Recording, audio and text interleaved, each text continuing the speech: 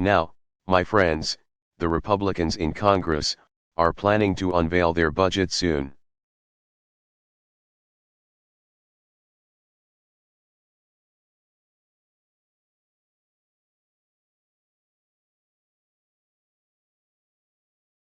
I'm hoping they have something to offer that will help hardworking young people.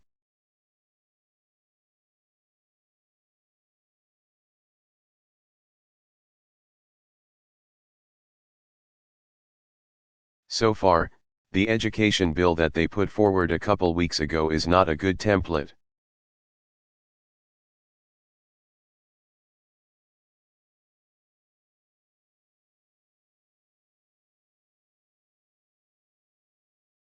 It's not a good start.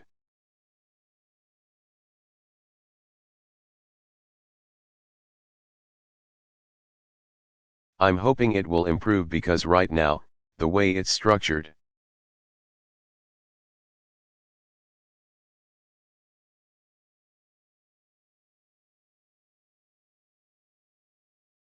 it would let states and cities shuffle education dollars into things like sports stadiums or tax cuts for the wealthy instead of schools.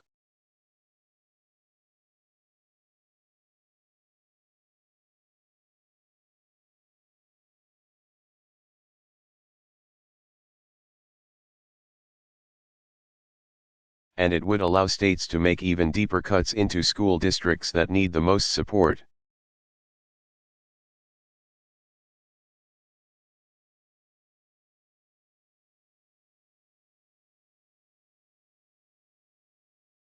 Send even more money to the most well-off school districts.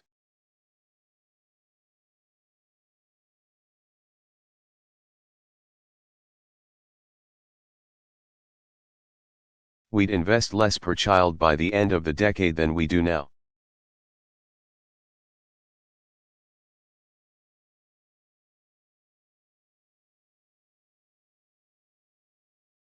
So it's the wrong approach. We've got to be working to make sure every child gets a quality education.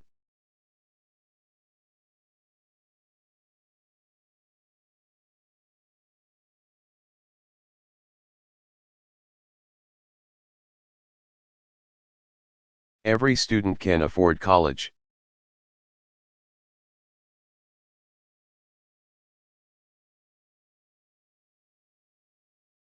And so we're going to be reaching out to them, trying to get them to see this is a good investment in our economy.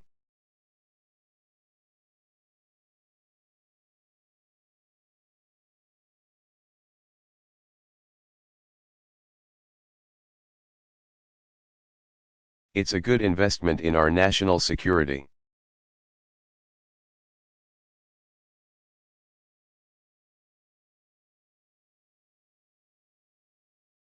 The way that you keep America safe, one of the best.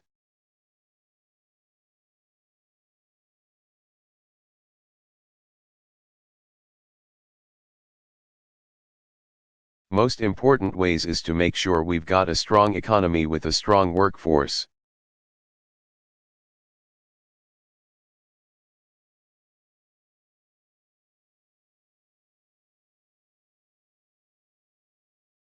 And all of us have a role to play in making that happen.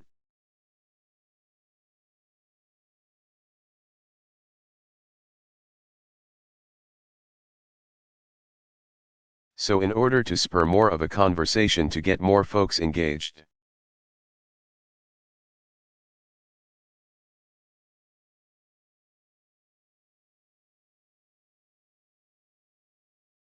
we're going to try something new to help do this.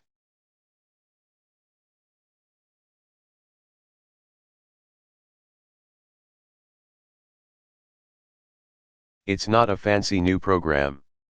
It doesn't have a complicated acronym.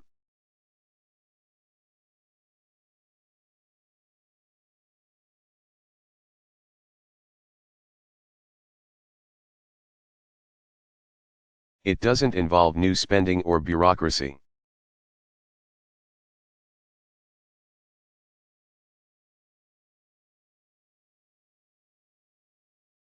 It's just a simple organizing principle that I want all of us to sign onto.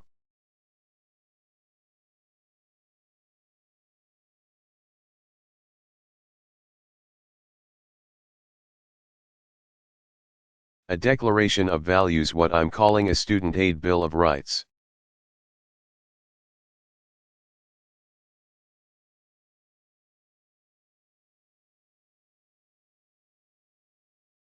And it says every student deserves access to a quality, affordable education.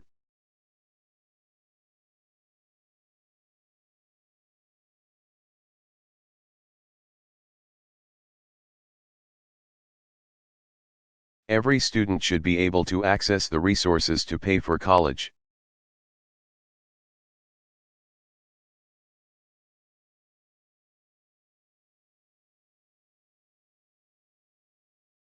Every borrower has the right to an affordable repayment plan.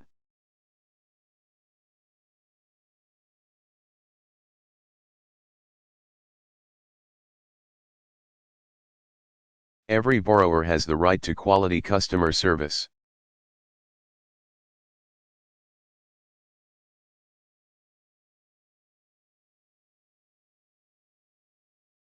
Reliable information, and fair treatment, even if they struggle to repay their loans.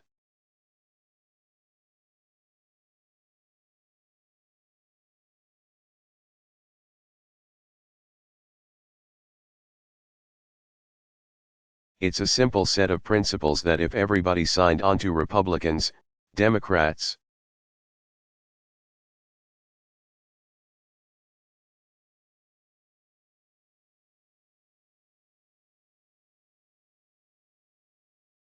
state legislators, university presidents, members of Congress, it can focus our attention.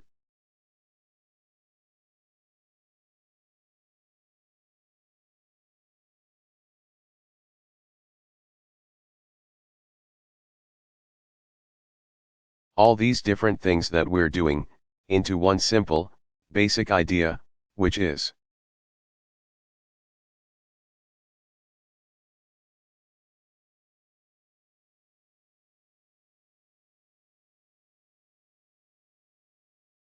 make sure that when you're doing the right thing, that your society has got your back and is looking out for you.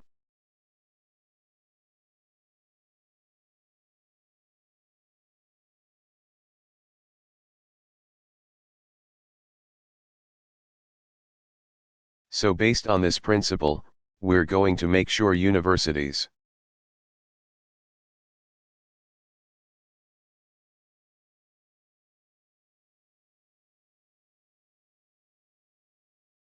are using technology to help students learn at lower costs.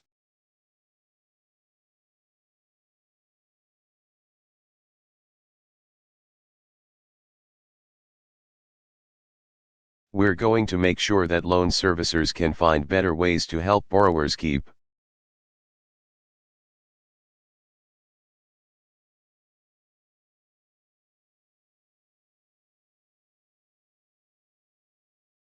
up with monthly payments that they can afford. We as a country can do more to invest in Pell.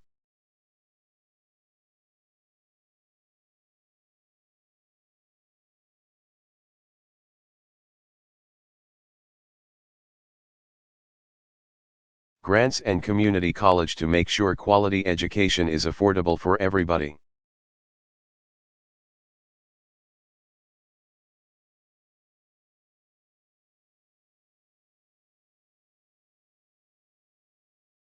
So we're going to just keep on moving on every front.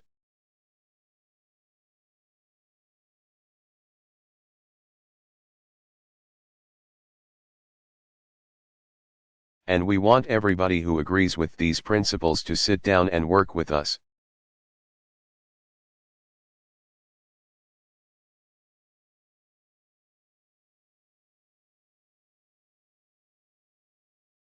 And figure out how they can make these student rights real.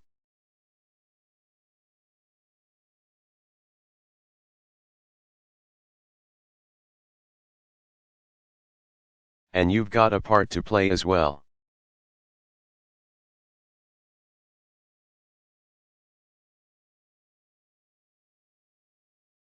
We had the great honor of being at Selma this past weekend for the 50th anniversary of the March from Selma.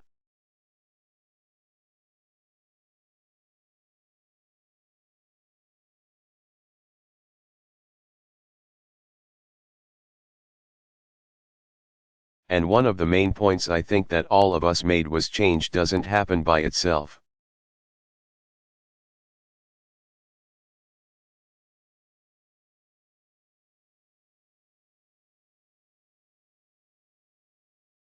It happens because people get organized and mobilized and focused, and they push.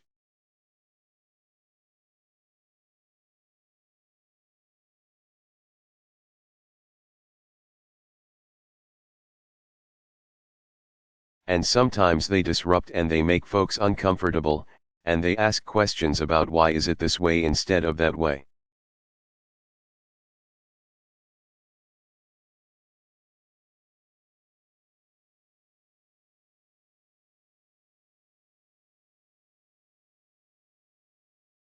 And I want us to think about access to higher education and affordability of higher education in that same way.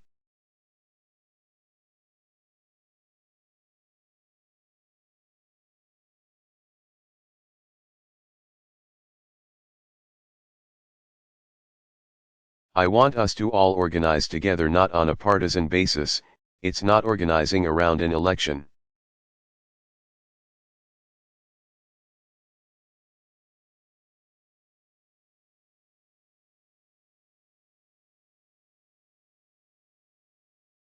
It's organizing around a simple idea that everybody should be able to get behind.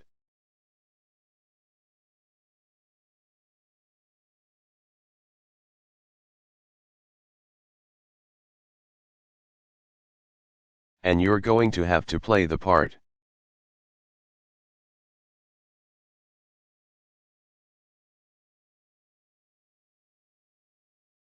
Because what we also made the point of this past weekend is young people typically lead the pack with new ideas.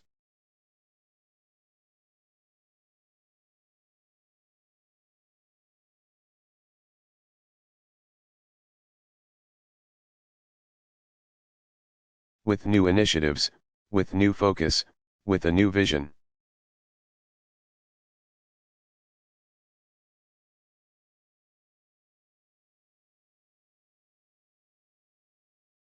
So if you agree with the basic values that I outlined, if you believe in a student aid bill of rights,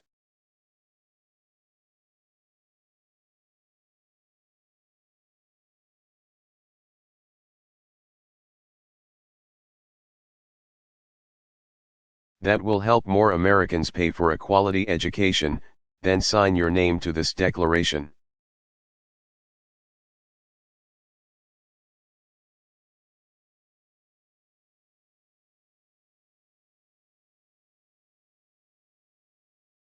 You can go to a website, because you guys like tech stuff.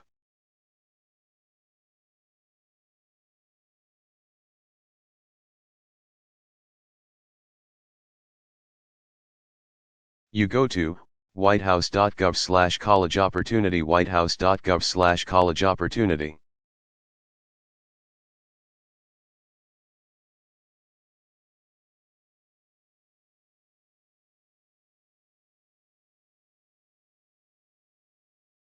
Tell your families and classmates and professors to do it.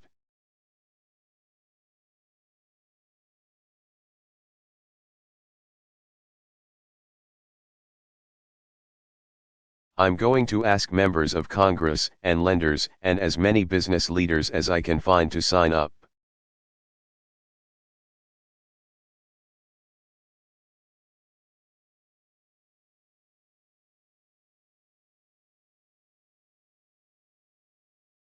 We're going to mobilize a coalition around this country to get this process moving.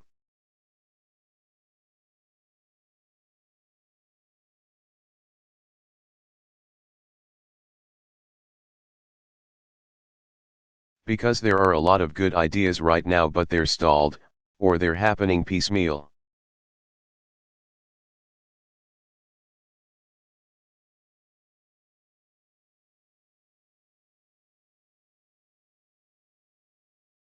Or they're happening in one university, or they're happening in one state, and they have to happen everywhere.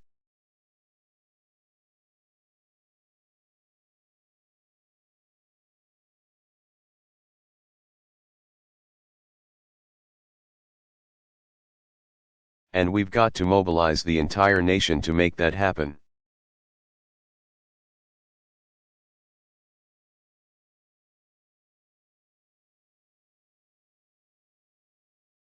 And it's going to start with students themselves, because if you aren't asking for something different,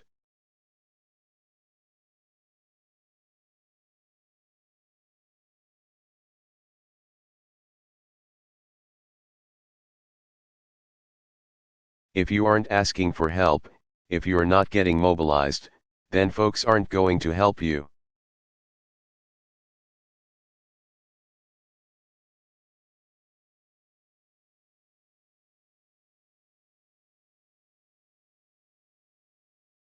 And then you'll just be complaining, especially once you graduate and you start having to write those checks.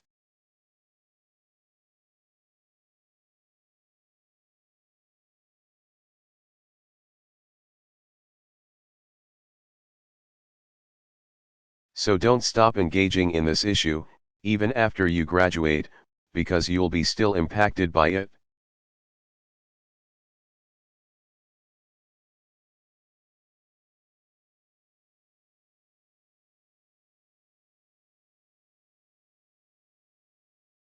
And in the meantime, you've got to study hard, and work hard.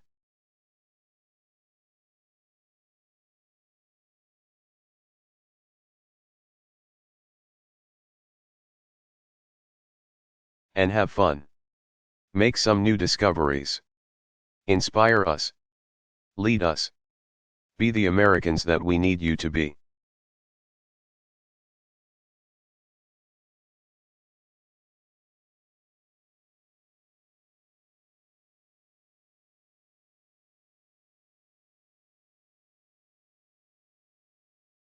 Every American should have the right to go as far as their talents and hard work will take them.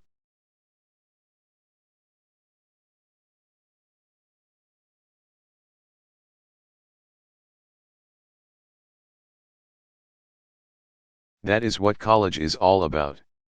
That is what America is all about. And you embody that basic notion.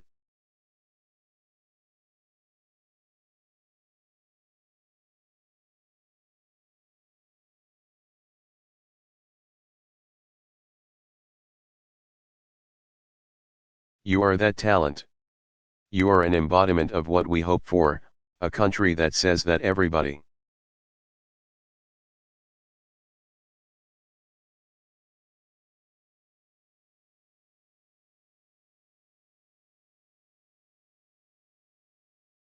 rich, poor, black, white, Hispanic, Asian, gay, straight, man, woman, with disabilities.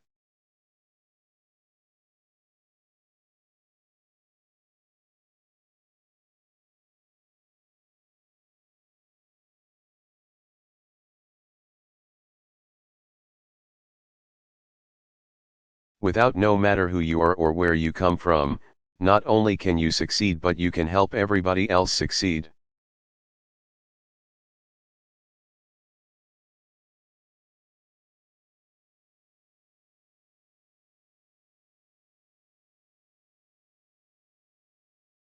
That's the promise that helped us become the greatest nation in the world.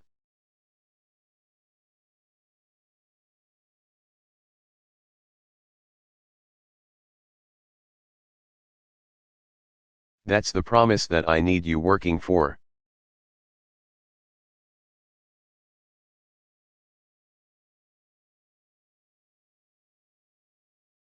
Thank you, everybody.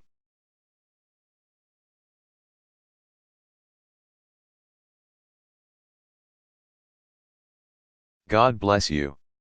Thank you, Georgia.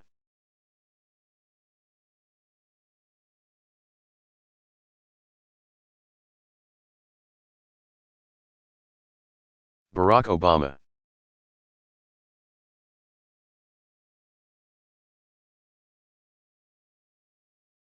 Summit of the Americas' first plenary session address.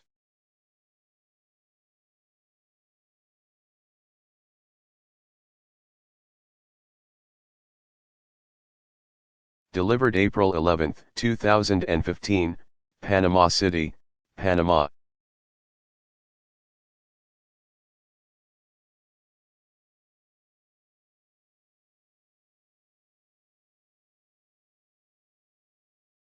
Let me begin by thanking President Varela and the Panamanian government.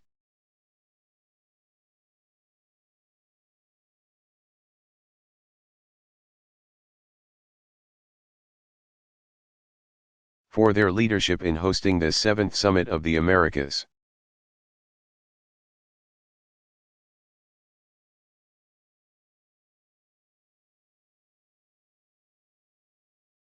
Mr. President, to you and the people of Panama City and all the people of Panama.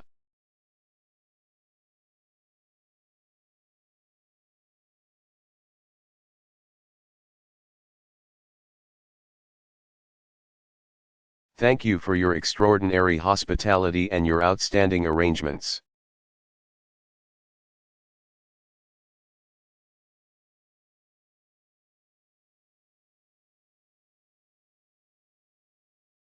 I, too, want to express my thoughts and prayers are with the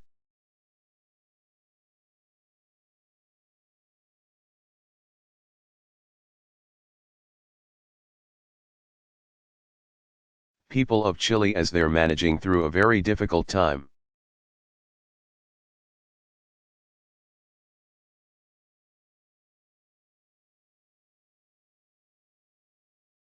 And I look forward to seeing President Bachelet at a future summit.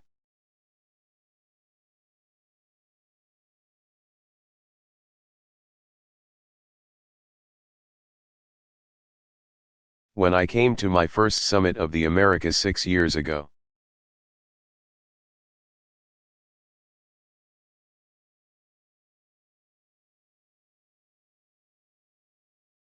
I promised to begin a new chapter of engagement in this region.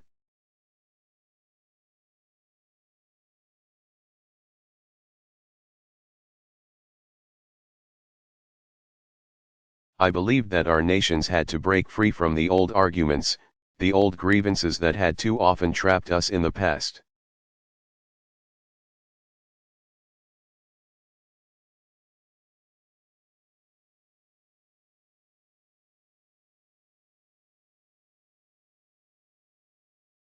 That we had a shared responsibility to look to the future and to think and act in fresh ways.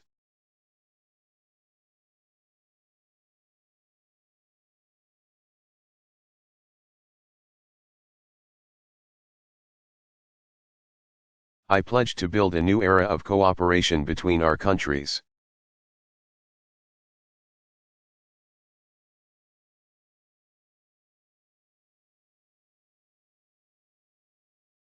As equal partners, based on mutual interest and mutual respect.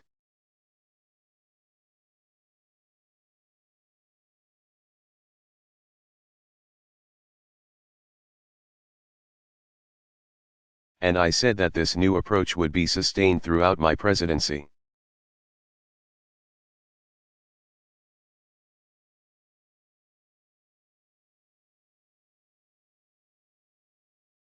It has, including during this past year.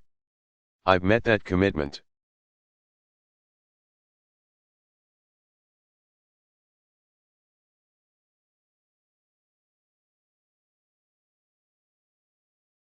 We come together at a historic time.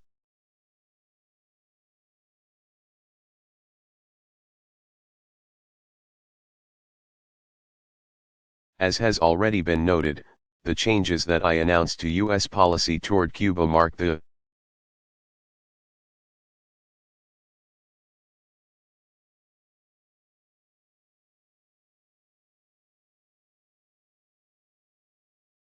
beginning of a new relationship between the people of the United States and the people of Cuba.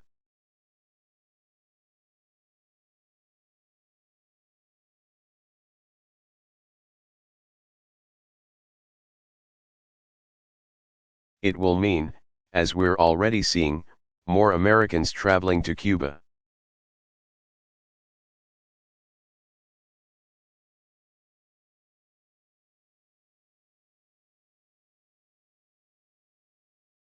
more cultural exchanges, more commerce, more potential investment.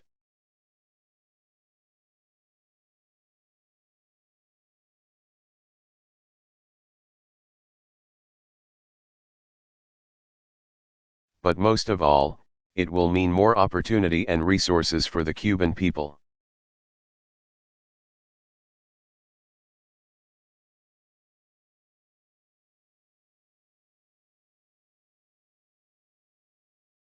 And we hope to be able to help on humanitarian projects.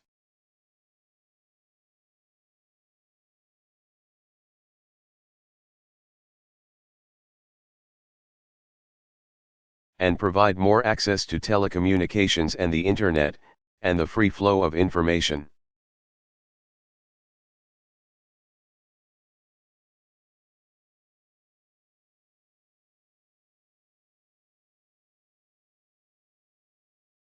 We continue to make progress towards fulfilling our shared commitments to formally re-establish diplomatic relations.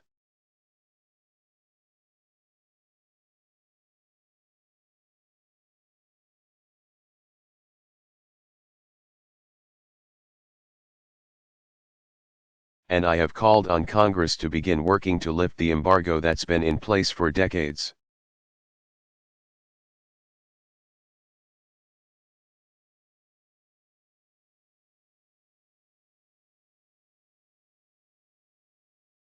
The point is, the United States will not be imprisoned by the past. We're looking to the future and to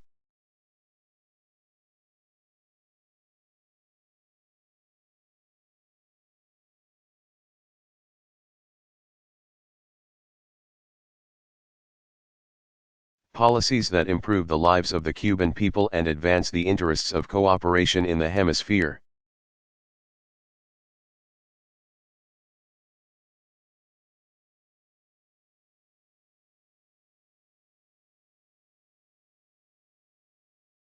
This shift in U.S.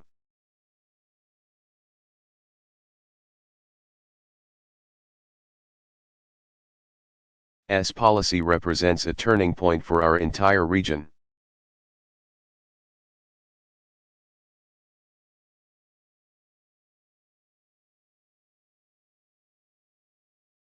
The fact that President Castro and I are both sitting here today marks a historic occasion.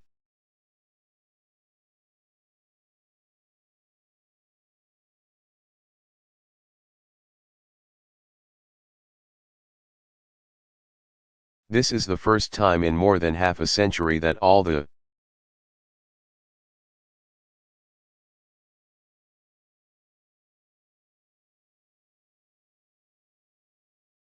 nations of the Americas are meeting to address our future together.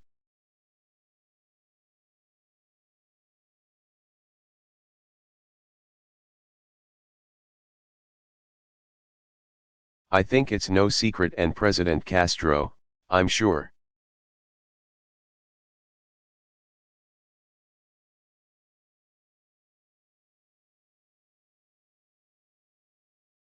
would agree that there will continue to be significant differences between our two countries.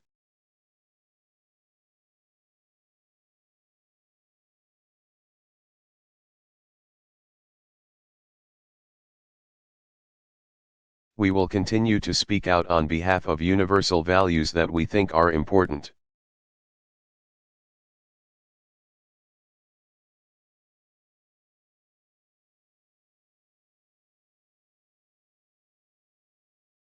I'm sure President Castro will continue to speak out on the issues he thinks are important.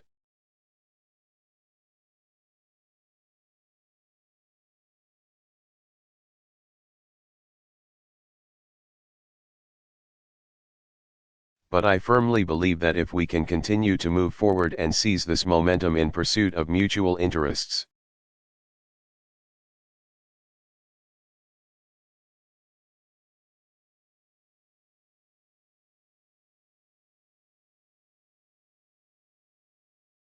then better relations between the United States and Cuba will create new opportunities for